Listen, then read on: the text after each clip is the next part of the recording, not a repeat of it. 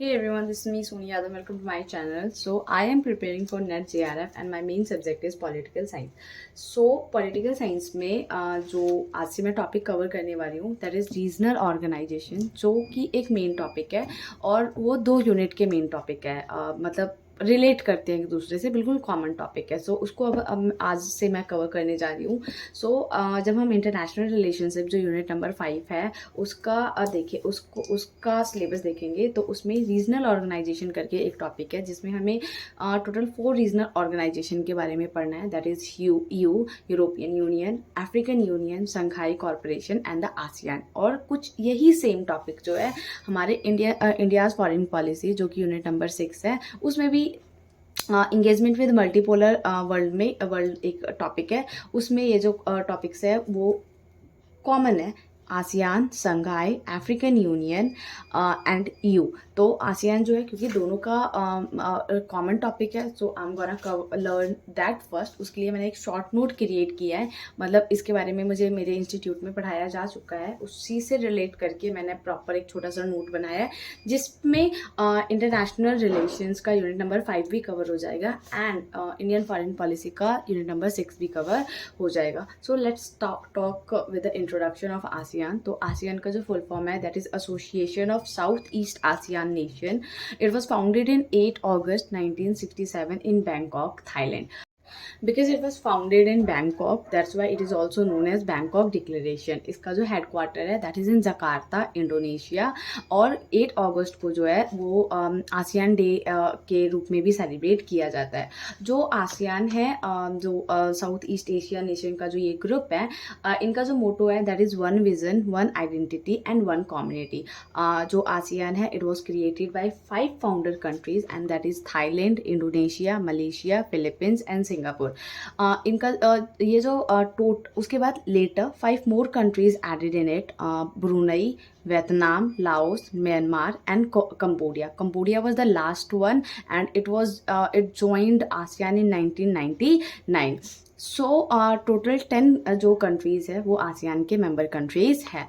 इसका जो total population होगा इन टोटल मेंबर कंट्रीज़ का दैट इज़ 600 मिलियन एंड जो लैंड एरिया है that is 4.5 million kilometer square. So जब भी कोई ऑर्गेनाइजेशन क्रिएट होता है, ऑर्गेनाइज होता है, तो ओबियसली उनका कुछ ऑब्जेक्टिव होता है, दैट इज़ द ऑब्जेक्टिव होता है एंड उसको फुलफिल करना उनका पर्पस होता है। सो when ASEAN was created तो इनका जो ऑब्जेक्टिव था, फर्स्ट जो ऑब्जेक्टिव था that was to accelerate economic growth among them and the second was social progress करना, कल्चरल डेवलपमेंट करना and third one was to promote regional peace and stability based on the rule of the principles of the charter act के according के जो भी laws है, जो भी principles है, उसके बेसिस पे अपने पूरे रीजनल एरियाज में पूरे जो ये जो मेंबर कंट्रीज है उनमें उनके आपस में उन्होंने मतलब एक रीजनल पीस को प्रमोट करना और एक स्टेबिलिटी को प्रमोट करना was ASEAN's objective. Later on ASEAN ने अपने बीच में अपने मेंबर कंट्रीज के बीच में ट्रेड को प्रमोट करने के लिए ओबियसली जो फर्स्ट ऑब्जेक्टिव था that was to accelerate economic growth, तो उसके लिए ट्रेड को बढ़ाना, व्यापार को बढ़ाना आपस में दैट वॉज इम्पॉर्टेंट। तो उसके लिए एक 1992 में आफ्टा क्रिएट किया गया। AFTA the full form of AFTA was ASEAN free trade area. 1994 में आसियान रीजनल फोरम क्रिएट किया गया एंड 1995 में एक बहुत इंपॉर्टेंट ट्रीटी इन्होंने आपस में साइन किया and that was nuclear weapon free zone treaty. This treaty shows कि जो थर्ड ऑब्जेक्टिव था इनका रीजनल पीस एंड स्टेबिलिटी को लेके, वो भी अकॉर्डिंग टू यूएन चार्टर, उसको लेके ये कितने ज़्यादा पॉजिटिव थे, जिसकी वजह से इन्होंने आपस में एक ट्रीटी भी साइन की जिसकी बेसिस पे ये जो 10 मेंबर कंट्रीज है या ये जो आसियान के जितने भी मेंबर कंट्रीज है वो जो है न्यूक्लियर वेपन फ्री जोन हो जाएंगे। अब इतना जो पोर्शन था दैट वाज इन इतना जो पोर्शन था वो हमें इंटरनेशनल रिलेशनशिप जो यूनिट नंबर 5 है उसके बेसिस पे पढ़ना था एंड जो हमारा unit number 6 India's foreign policy है उसमें जो ये मल्टीपोलर वर्ल्ड में के साथ जो हमारे रिलेशन है उसी में से एक आसियान के साथ जो हमारा रिलेशन है उसको हम यूनिट नंबर 6 के बेसिस पे पढ़ने वाले हैं, पर हम एक साथ इसको कवर कर लेंगे। कर लेंगे। तो अगर हम इंडिया की बात करें तो इन 1991 Narasimha Rao was the prime minister and उन्होंने जो है लुक ईस्ट पॉलिसी को लॉन्च किया। लुक ईस्ट पॉलिसी में जो ईस्ट की तरफ जो हमारे कंट्रीज़ हैं तो उनके साथ हमारे रिलेशंस को बेटर करने के लिए उन्होंने एक मतलब उनका थोड़ा उन्होंने अपना ध्यान उस तरफ किया। सो इसी को लेके 1992 में इंडिया जो है आसियान के साथ एक सेक्टरल डायलॉग पार्टनर बना।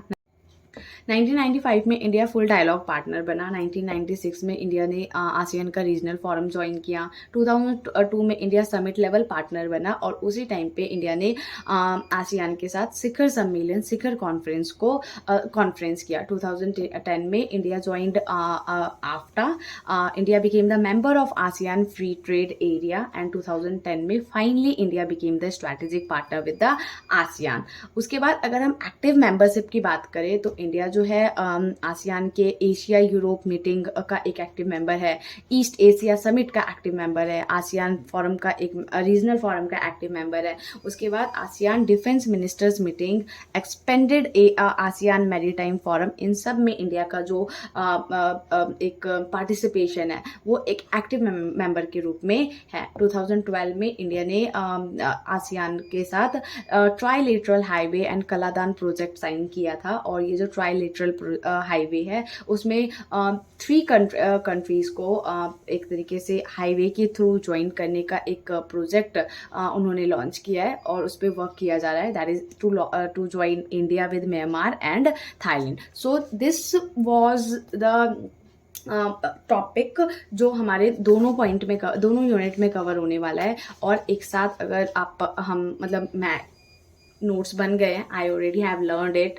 एंड तो कम से कम हमारा जो एक छोटे छोटे से टॉपिक है आसियान और दोनों तरफ का आसियान यूनिट नंबर 5 एंड 6 का, सो वो आज ख़त्म हो गया इस वीडियो में। Thanks for watching.